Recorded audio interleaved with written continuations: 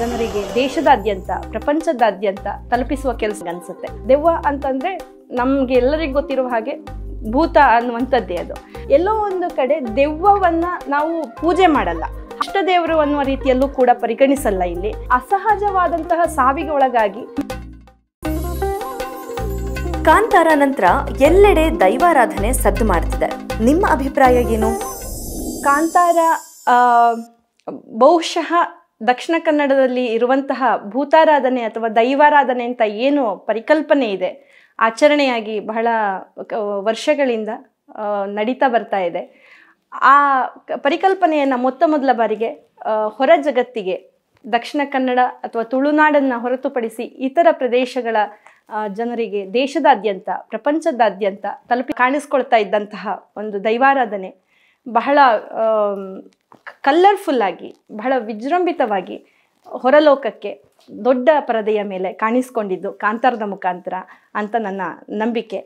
ಆದರೆ ಈ ಸಂದರ್ಭದಲ್ಲಿ ನಾವು ನೆನ್ಪಿಟ್ಕೋಬೇಕಾದಂತಹ ಬಹಳ ಮುಖ್ಯವಾದಂತಹ ಒಂದು ವಿಚಾರ ಅಂತಂದರೆ, ಕಾಂತಾರ ಒಂದು ದೈವಾರಾಧನೆಯ ಕುರಿತಾದಂತಹ ದಾಖಲಾತಿ ಅಲ್ಲ, ಅದೊಂದು ಕಲಾತ್ಮಕವಾದಂತಹ ಒಂದು ಪ್ರಕಾರ ಅಷ್ಟೇ. ಸಿನಿಮಾ ಅನ್ನುವಂಥದ್ದು, ಸಿನಿಮಾದಲ್ಲಿ ನಾವು ಏನನ್ನು ಕಟ್ಟಿಕೊಡಬಹುದೋ ಅಥವಾ ಸಿನಿಮಾದಲ್ಲಿ ನಾವು ಏನನ್ನು ಪ್ರೆಸೆಂಟ್ ಮಾಡ್ಬೋದೋ ಅದು ಒಂದು ಕಲಾತ್ಮಕತೆಯೇ ಹೊರತು ನಾವು ಯಾವುದೋ ಒಂದು ಅಧ್ಯಯನಾತ್ಮಕವಾದಂತಹ ದಾಖಲಾತಿ ಅಂತ ಹೇಳಿ ಪರಿಗಣಿಸಬಾರ್ದು ಅಂತ ನನ್ನ ನಂಬಿಕೆ. ದೈವ ಅಂದ್ರೆ ಏನು? ತಮಿಳುನಾಡಿನ ನಂಬಿಕೆ ಬಗ್ಗೆ ಹೇಳಿ. ಮೊದಲು ಭೂತಾರಾಧನೆ ಅಂತಾನೆ ತುಂಬ ಪ್ರಚಲಿತದಲ್ಲಿತ್ತು. ಭೂತ ಅನ್ನುವಂಥದ್ದು ತುಳುವಿನ ಒಂದು ಪದ. ದೈವ ಅಂತ ಹೇಳಿ ಅದನ್ನು ಇತ್ತೀಚೆಗೆ ಕನ್ನಡೀಕರಿಸಿ ವಿದ್ವಾಂಸರುಗಳು ಬೇರೆ ಬೇರೆ ಸಂದರ್ಭಗಳಲ್ಲಿ ಹೇಳ್ತಾ ಬಂದಿರೋದನ್ನು ನಾವು ಗಮನಿಸ್ತೇವೆ. ಭೂತ ಅಂದರೆ ನಮ್ಗೆ ಗೊತ್ತಿರುವ ಹಾಗೆ ಪಾಸ್ಟ್, ಹಿಂದೆ ನಡೆದಂಥದ್ದು. ನಾವು ಏನು ಪ್ರಸ್ತುತದಲ್ಲಿದ್ದೇವೋ ನಮ್ಮ ಹಿಂದೆ ಘಟಿಸಿರುವಂತಹ ಕತೆಗಳನ್ನು ನಾವು ಭೂತಾರಾಧನೆ ಅನ್ನುವಂಥ ಹಿನ್ನೆಲೆಯಿಂದ ಗಮನಿಸಬಹುದು.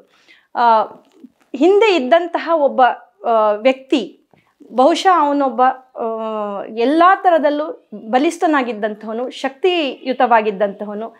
ನಾವೇನು ಸಾಂಸ್ಕೃತಿಕ ವೀರರು ಅಂತ ಹೇಳಿ ಅಧ್ಯಯನದ ಸಂದರ್ಭಗಳಲ್ಲಿ ಜಾನಪದೀಯವಾಗಿ ಗಮನಿಸ್ತಾ ಬಂದಿದ್ದೇವೆ, ಬಹುಶಃ ಆ ಥರದ ಒಬ್ಬ ಹೀರೋ, ಕಲ್ಚರಲ್ ಹೀರೋ, ಸಾಂಸ್ಕೃತಿಕ ಹೀರೋ ಭೂತಾರಾಧನೆಯಲ್ಲಿ ಒಬ್ಬ ನಾಯಕನಾಗಿ ಕಾಣಿಸ್ಕೊಳ್ತಾನೆ. ಇಲ್ಲಿ ಬೇರೆ ಬೇರೆ ಥರದ ದೈವಗಳನ್ನು ನಾವು ಗಮನಿಸುವಂಥ ಹೊತ್ತಲ್ಲಿ ಅಲ್ಲಿ ಪ್ರತಿಯೊಂದು ಕಥೆಯನ್ನು ನಾವು ಪಾಡ್ದನಗಳ ಮುಖಾಂತರ ನಿರೂಪಿಸ್ತಾ ಹೋದ ಹಾಗೆ ಒಂದೊಂದು ಕಥೆಯಲ್ಲಿ ಒಬ್ಬೊಬ್ಬ ನಾಯಕರುಗಳನ್ನು ನಾವು ನೋಡ್ತಾ ಹೋಗ್ತೇವೆ. ಭೂತ ಅಂತಂದರೆ ಪಾಸ್ ನಾನು ಆಗಲೇ ಹೇಳಿದ ಹಾಗೆ, ದೈವ ಅನ್ನುವಂಥದ್ದನ್ನು ಪರಿಕಲ್ಪನೆ ಕೊಟ್ಟಿರುವಂಥದ್ದು ದೆವ್ವ ಅಂತ ನಾವು ನಮ್ಮಲ್ಲಿ ಅರೆಭಾಷೆ ಗೌಡ್ರುಗಳಿದ್ದಾರೆ ದಕ್ಷಿಣ ಕನ್ನಡದ ಭಾಗದಲ್ಲಿ. ಅಲ್ಲಿ ಎಲ್ಲಿಗೆ ಹೋಗಿದ್ದೆ ಅಂದರೆ ನಾವು ದೆವ್ವಕ್ಕೆ ಹೋಗಿದ್ದೆ ಅಂತೀವಿ. ದೆವ್ವ ಅಂತಂದರೆ ನಮಗೆ ಎಲ್ಲರಿಗೂ ಗೊತ್ತಿರುವ ಹಾಗೆ ಭೂತ ಅನ್ನುವಂಥದ್ದೇ ಅದು, ಘೋಸ್ಟ್ ಅಂತ ಹೇಳಿ. ಎಲ್ಲೋ ಒಂದು ಕಡೆ ದೆವ್ವವನ್ನು ನಾವು ಪೂಜೆ ಮಾಡಲ್ಲ, ದೆವ್ವ ಅಂದರೆ ಹೆದರ್ತೇವೆ. ಆದರೆ ಇಲ್ಲಿ ಪೂಜಿಸಲ್ಪಡುವಂಥ ಸಂದರ್ಭ ಇರೋ ಕಾರಣ ಹಿಂದೆ ಇದ್ದಂತಹ ಒಬ್ಬ ವ್ಯಕ್ತಿ ಅವನು ಅಸಹಜವಾದಂತಹ ಸಾವಿಗೆ ಒಳಗಾಗಿ ನಂತರ ಮಾಯಕ ಅಂತ ಹೇಳ್ತೇವೆ. ಸಾವು ಅನ್ನೋದನ್ನು ಸಾವು ಅಂತ ಹೇಳಲ್ಲ, ಇಲ್ಲಿ ಮಾಯ ಆಗ್ತಾನೆ ಅಂತ, ಮಾಯಕ ಆಗ್ತಾನೆ ಅಂತ ಹೇಳಿ. ಹಾಗೆ ಮಾಯ ಆಗಿ ಅವನು ದೇವರಾಗುವಂತಹ ಪ್ರಕ್ರಿಯೆ. ದೇವರನ್ನು ನಾವು ಶಿಷ್ಟ ದೇವರು ಅನ್ನುವ ರೀತಿಯಲ್ಲೂ ಕೂಡ ಪರಿಗಣಿಸಲ್ಲ. ಇಲ್ಲಿ ದೇವರು ದೇವರು ಮತ್ತು ಭೂತದ ಮಧ್ಯದ ಒಂದು ಪರಿಕಲ್ಪನೆ ದೈವ ಅಂತ ಹೇಳಿ ನಾನು ಗಮನಿಸಿದ ಹಾಗೆ ಅಧ್ಯಯನಗಳ ಸಂದರ್ಭದಲ್ಲಿ ನಾವು ನೋಡ್ತೀವಿ. ದೇವರ ಅಷ್ಟರ ಮಟ್ಟಿಗೆ ಹೋಗೋಲ್ಲ, ನಾವಿಲ್ಲಿ ಜಾನಪದೀಯವಾಗಿ ನಾವು ದೈವ ಅಂತಾನೆ ಹೇಳಿ ಪರಿಗಣಿಸ್ತೇವೆ. ದೈವಗಳಲ್ಲಿ ಸಾವಿರಾರು ಪ್ರಕಾರಗಳನ್ನು ನಾವು ಗಮನಿಸ್ತೇವೆ. ಒಂದೊಂದು ಕೇವಲ ಗುಳಿಗ ಅನ್ನುವಂಥ ಒಂದು ದೈವದ ಪ್ರಕಾರದಲ್ಲಿ ನೆತ್ತರು ಗುಳಿಗ, ನೀರು ಗುಳಿಗ, ಆಕಾಶ ಗುಳಿಗ, ಈ ಥರದಲ್ಲಿ ಗುಳಿಗನದ್ದೇ ಒಂದು ಸುಮಾರು 10 ಪ್ರಕಾರಗಳನ್ನು ಗಮನಿಸ್ತಾ ಹೋಗ್ತೇವೆ. ಕುಮಾರ ದೈವ ಅಂತ ಇದೆ, ಉಳ್ಳಾಕಲ್ ದೈವ ಅಂತ ಇದೆ, ಅಜ್ಜಿ ದೈವ ಅಂತ ಇದೆ, ಚೌಂಡಿ ದೈವ ಅಂತ ಇದೆ. ಈ ಥರದಲ್ಲಿ ನಾವು ಕೇವಲ ಒಂದು ಪ್ರದೇಶದಲ್ಲಿ, ನಾನು ಹುಟ್ಟಿ ಬೆಳೆದ ಜಾಗದಲ್ಲಿ 101 ಮಲೆದೈವಗಳು ಅಂತ ಹೇಳಿ ಹೇಳ್ತಾರೆ.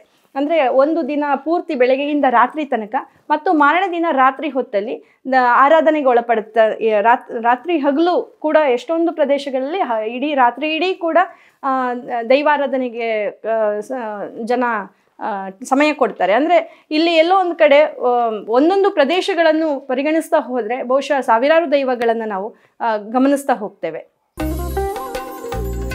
ಭೂತಾರಾಧನೆ ಮತ್ತೆ ಕೊರಗಜ್ಜದ ವ್ಯತ್ಯಾಸ ಏನು? ದೈವದ ಪ್ರಕಾರಗಳು ಯಾವುದು?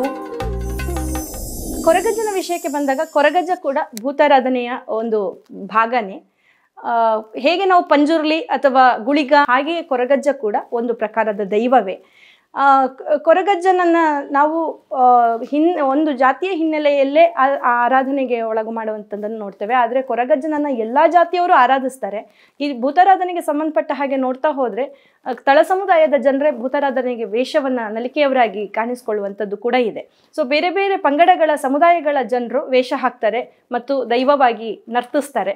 ಸೊ ಇಲ್ಲಿ ಕೊರಗಜ್ಜನಿಗೆ ಕೂಡ ಅದರದ್ದೇ ಆದಂಥ ಒಂದು ಸಮುದಾಯ ವೇಷ ಹಾಕುವಂಥದ್ದು ಮೇರರು ಅಂತ ಹೇಳ್ತೇವೆ ಕಾಣುತ್ತದೆ. ಇನ್ನೂ ಒಂದು ಪ್ರಕಾರ ದಕ್ಷಿಣ ಕನ್ನಡದಲ್ಲಿ ಇದೆ, ಕೊರಗ ಅಂತ ಹೇಳಿ, ಕೊರಗನ ವೇಷ ಅಂತ ಹೇಳಿ ಮನೆ ಮನೆಗಳಿಗೆ ಕೊರಗ ಇಡೀ ದೇಹವನ್ನು ಕಪ್ಪು ಬಣ್ಣವನ್ನು ಬಳಕೊಂಡು ತಲೆಗೊಂದು ಟೊಪ್ಪಿಯನ್ನು ಹಾಕ್ಕೊಂಡು ಕೆಂಪು ಬಣ್ಣದ ಹೂಗಳನ್ನು ಸಿಕ್ಕಿಸ್ಕೊಂಡು ಒಂದು ಕೊಳಲು ಹಿಡ್ಕೊಂಡು ಮನೆ ಮನೆಗೆ ಹೋಗಿ ಒಂದು ಹರಕೆ ರೀತಿಯಲ್ಲಿ ಇಲ್ಲೇನು ಮಾದಪ್ಪನ ಅಥವಾ ಮಂಟೇಸ್ವಾಮಿ ಇನ್ಸ್ಟ್ರೂಮೆಂಟ್ಸನ್ನು ಇಟ್ಟುಕೊಂಡು ಮನೆ ಮನೆಗಳಿಗೆ ಹೋಗಿ ಕಾಣಿಕೆ ತಗೋತಾರೋ ಅದೇ ಥರದಲ್ಲಿ ನಾವು ಚಿಕ್ಕವರಿದ್ದಾಗ ಕೊರಗನ ವೇಷ ಬರ್ತಾ ಇತ್ತು.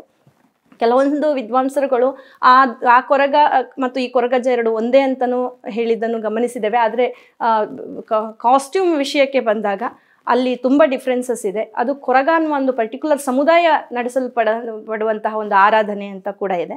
ಇಲ್ಲಿ ಕೊರಗನ ವೇಷವನ್ನು ಕೊರಗಜ್ಜನ ವೇಷದಲ್ಲಿ ಕೊರಗಜ್ಜನ ವೇಷವನ್ನು ಹಾಕಿ ಅಂಗಳದಲ್ಲಿ ನಲಿಯುವಂತಹ ಸಂದರ್ಭವನ್ನು ನಾವು ನೋಡ್ತೇವೆ.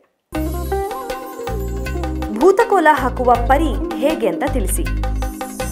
ದೈವಾರಾಧನೆಯನ್ನು ಗಮನಿಸಿದಾಗ ನನಗೆ ಬಹಳ ಕಲರ್ಫುಲ್ಲಾಗಿ ಈ ಪ್ರಕಾರ ಅಂತ ನಾವು ಕರೆಯುವಂತಹ ಭೂತಾರಾಧನೆಯನ್ನು ಅಥವಾ ದೈವಾರಾಧನೆಯನ್ನು ವೇಷ ಹಾಕಿ ನಲಿಯುವಂತಹ ಜನ, ಅವರು ದೈವ ಬುದ್ಧಿವಂತರು ಅಂತ ಇರ್ತಾರೆ, ಪೂಜಾರರು ಅಂತ ಇರ್ತಾರೆ, ಮುಖ್ಯ ಪೂಜಾರಿ ಅಂತ ಇರ್ತಾರೆ. ಈ ಥರದಲ್ಲಿ ಬೇರೆ ಬೇರೆ ಥರದವರನ್ನು ಅಲ್ಲಿ ಆ ಕಾರ್ಯಕ್ರಮ ಒಳಗೊಂಡಿರುತ್ತೆ. ಸೊ ಇಲ್ಲಿ ಎಣ್ಣೆ ಬೂಳಿಯ ಕೊಡುವಂಥದ್ದು ಅಂತ ಹೇಳಿ, ಅಂದರೆ ಅಧಿಕೃತವಾಗಿ ದೈವಾರಾಧನೆಯ ಸಂದರ್ಭದಲ್ಲಿ ಇನ್ನೇನು ಬಂದು ನಲಿಕೆಯವರೆಲ್ಲ ಅವರವ್ರ ಜಾಗದಲ್ಲಿ ಕೂತು, ಊರಿನ ಹಿರಿಯರೆಲ್ಲ ಅಥವಾ ಊರಿನ ಜನ ಎಲ್ಲ ಬಂದು ಅವ್ರವ್ರ ಜಾಗದಲ್ಲಿ ಕೂತು ಭೂತಾರಾಧನೆ ಶುರುವಾಗುವಂಥ ಹೊತ್ತಲ್ಲಿ ಎಣ್ಣೆ ಬೂಳಿಯ ಕೊಡುವಂಥದ್ದು ಬಹಳ ಮುಖ್ಯವಾದಂಥ ಒಂದು ಪ್ರಕ್ರಿಯೆ.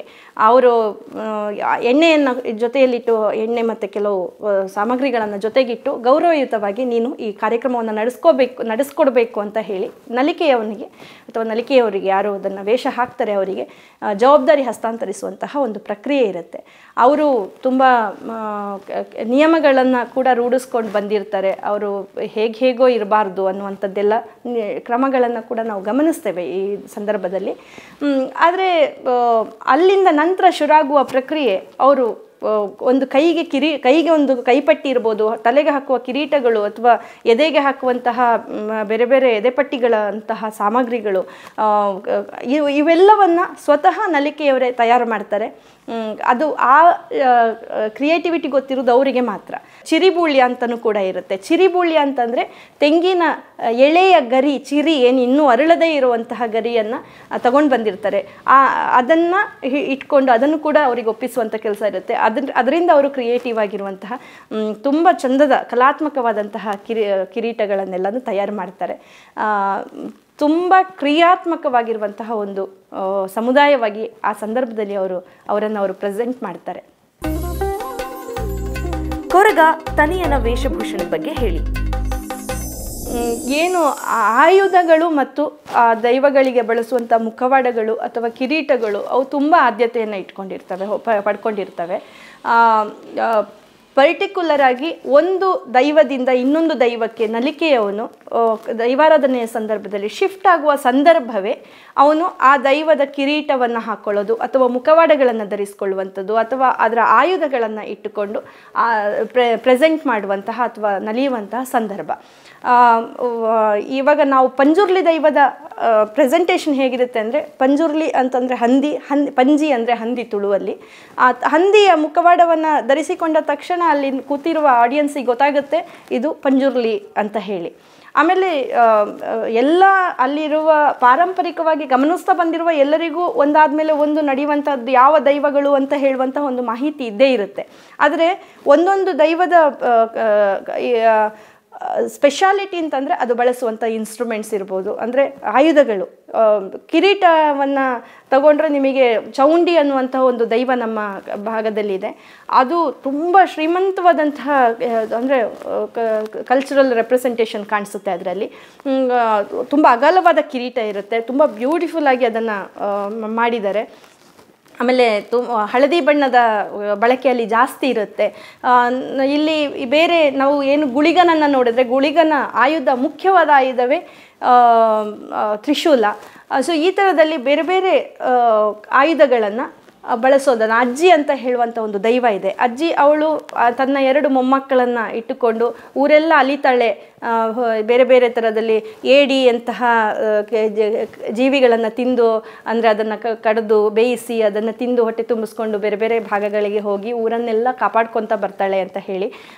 ಅವಳು ಬಳಸೋದು ಕತ್ತಿ. ಏಕೆಂದರೆ ನಮ್ಮಲ್ಲಿ ಏಡಿ ಹಿಡಿಯೋದು ಅಂತಂದರೆ ಕತ್ತಿಯಿಂದ ಕೊಡವು ಬಿಟ್ಟು ಅದನ್ನು ಹಿಡಿಯುವಂಥ ಒಂದು ಪ್ರಕ್ರಿಯೆ ಇದೆ.